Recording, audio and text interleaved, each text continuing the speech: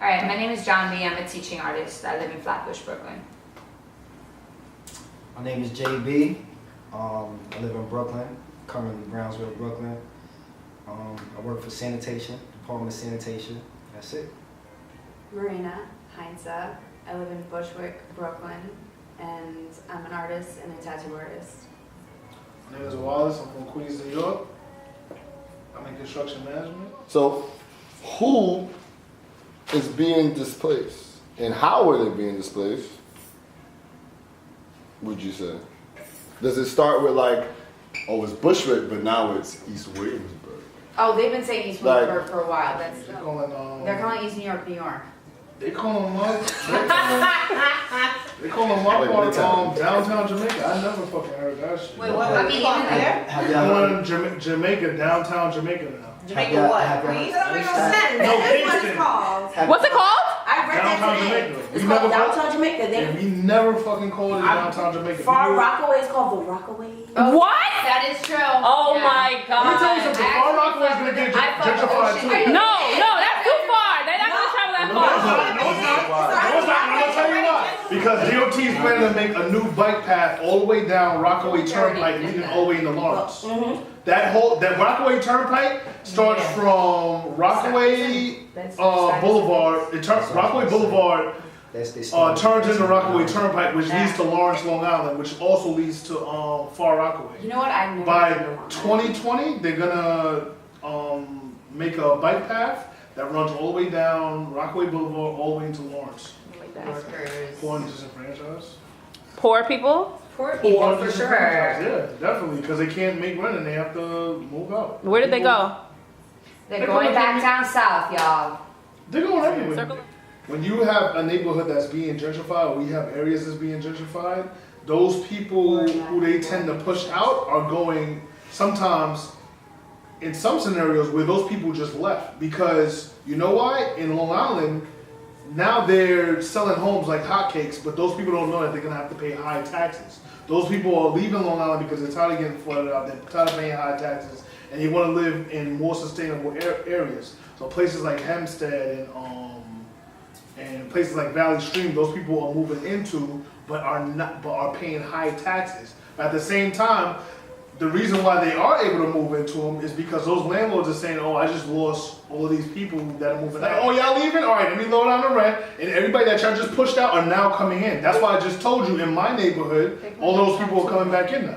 What about rent stabilized situations? They're moving to other neighborhoods, Rent like stabilized? Why are they go leaving if it's upstate, stabilized? Like upstate. No, but it's rent stabilized. Like it's staying the same. Why do you need to move? You don't. Are people moving that have rent stabilized No, apartments? no, that's what I'm saying. Oh. You don't move. They're not moving, but they're being pushed out, and that's something that we And need to how? talk about. And They're being how? pushed out Because of they, the cost of living. the cost of living, but also just like there are other ways that tenants, landlords are getting them, They're right? being offered- So they will they're rent being you offered from money. apartment. Yes, they're being offered money to leave, right? They are also being harassed. Like I remember, like my neighbor was being told, like, "Oh, you're a nuisance neighbor. You're making a lot of noise." Mind you, they've lived there for 20 years. There's no problem. So now they're filing complaints. It's like they'll get you either way, or we need to do repairs on your house, right? That's a really good tactic that they do. yeah. And then it's like as soon as they do the repairs, it's like, oh, okay, well now we're raising the rent. Suddenly you're out. Or they don't do the repairs Or they in don't. hopes that you leave. Oh yeah. Our former commissioner that was commissioner of DOT before Polly Trottenberg of New York City, they developed a lot of bike lanes in the New York City area. And you know what that means? That means parking.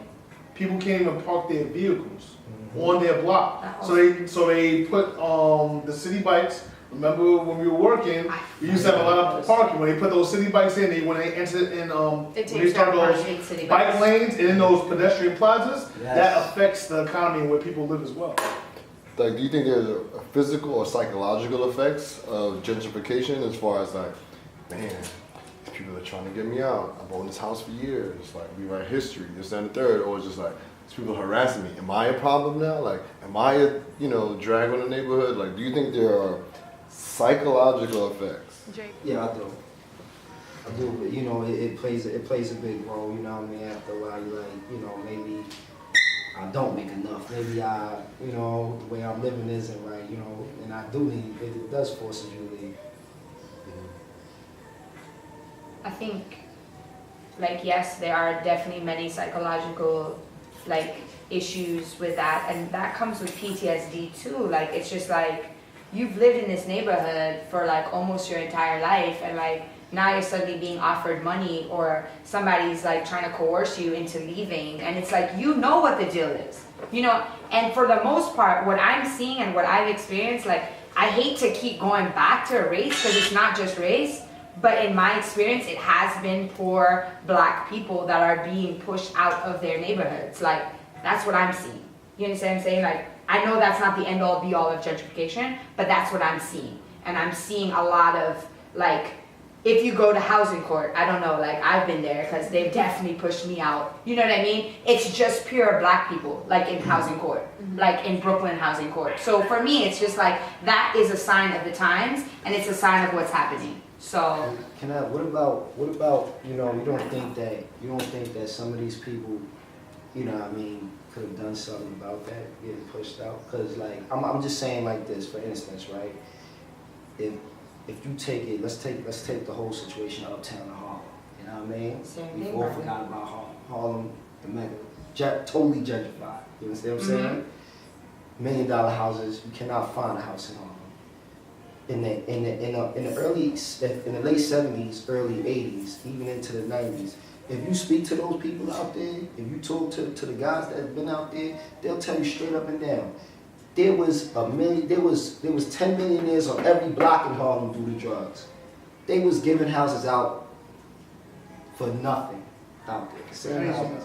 You could have bought that same brownstone that's worth $6.5 million on 125th Street for $10,000 in the 80s when you actually had bread, but you didn't.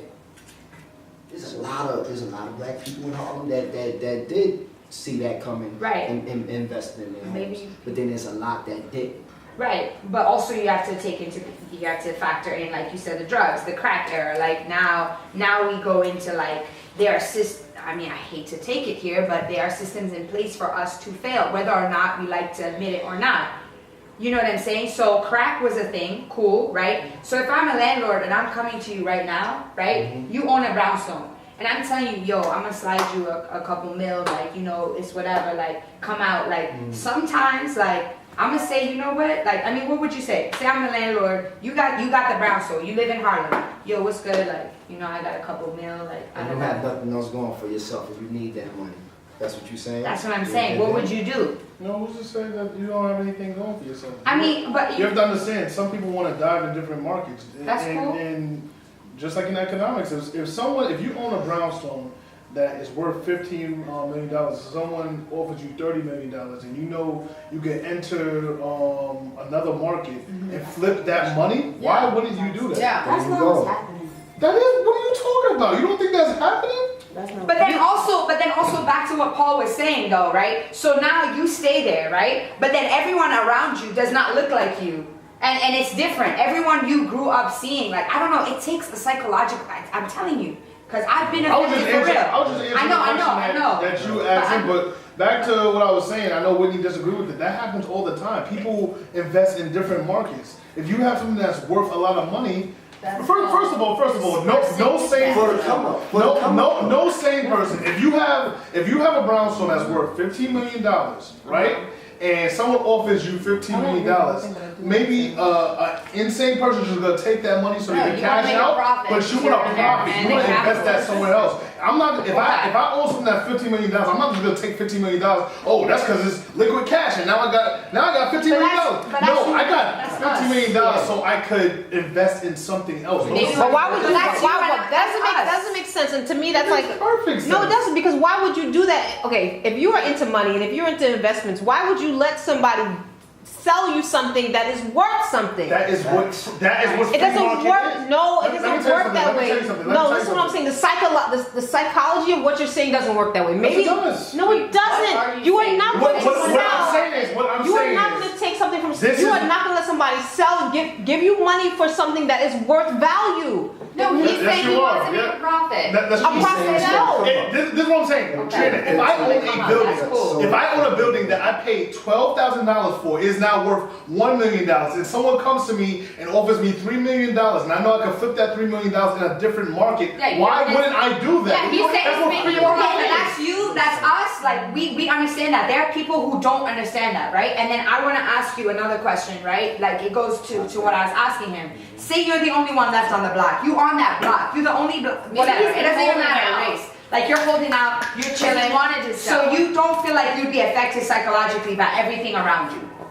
That's what I'm asking you. Yeah. So everyone's leaving. So you got your neighbor, Marina, Jay Brooks, Oh, do I everyone's disagree with leaving. that? No, I'm saying that everyone's leaving around you. Okay. You're the only one left on the block with that brownstone. You Okay. didn't sell, everyone else sold. How would you feel when you see everyone coming, moving in? Everything's been eradicated. The ox not even on the corner. Everything's turned around. How would you feel psychologically? I mean, I feel like he's have to, That he same has to live that. situation He in the doesn't papers, know. though. Yeah, I really He don't know. doesn't know. I don't live there. Okay, No, wait. What John B's talking about is I understand people. what John B. Listen, No, listen, let her listen. reiterate. People are manipulating people to sell their homes. From what I'm getting from what you're saying This is is that hypothetical. this is not. You cannot. Some people are not manipulated out of selling their homes because they have an intention to flip it somewhere else. And I'm saying those are two different demographic of people.